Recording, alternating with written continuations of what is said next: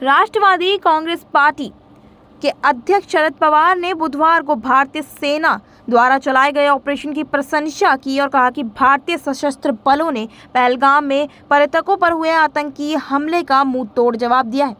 Media interview में उन्होंने बताया कि राहुल गांधी के नेतृत्व पर कहा कि वह कड़े मेहनत कर रहे हैं। जब देश में समस्याएं उत्पन्न होती है तो वह उन पर प्रतिक्रिया करते हैं, लेकिन आज राहुल गांधी के लिए ऐसा माहौल नहीं है वह कुछ बड़ा कर सके। मैं बस इतना कह सकता हूं कि उन्हें जमीनी स्तर पर अधिक आक्रामक तरीके से काम करने की जरूरत है। राहुल गांधी 2024 लोकसभा चुनावों के बाद पहली बार नेता विपक्ष बने हैं। 2019 के चुनावों में वह अमेठी से हार गए थे, लेकिन इस बार रायबरेली और वायनाड से जीते थे।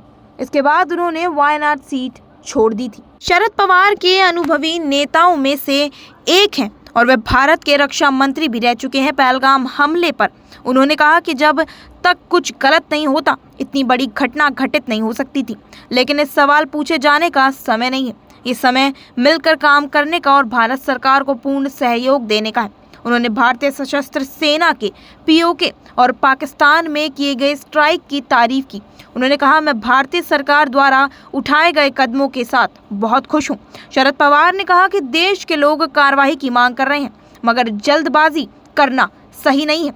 अगर मैं पद पर होता तो उचित कार्रवाई करता। सबक सिखाने के अलग अलग तरीके हैं। जब उनसे पूछा गया कि विपक्ष के नेता के रूप में राहुल गांधी ने 2024 के लोकसभा चुनावों में अवसर गंवा दिया, इसके जवाब में शरद पवार ने कहा कि मौके पर नहीं चूकना चाहिए। ये अवसर आज भी मौजूद है। गलतियां हो सकती है, गलत निर्णय लिए जा सकते हैं।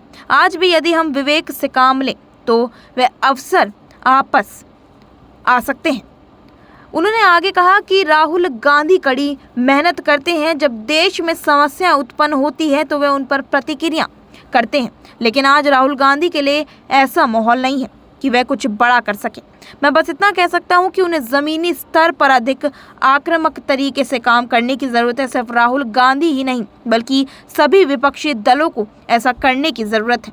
शरद पवार ने मीडिया रिपोर्ट में कहा कि भविष्य पर कहा कि आज स्थिति इंडिया गठबंधन के लिए अनुकूल है, लेकिन स्थिति बदली जा सकती है। उन्होंने अजीत पवार से मुलाकात पर टिप्पणी करते हुए सीनियर पवार ने कहा कि ये राजनीति के लिए नहीं है।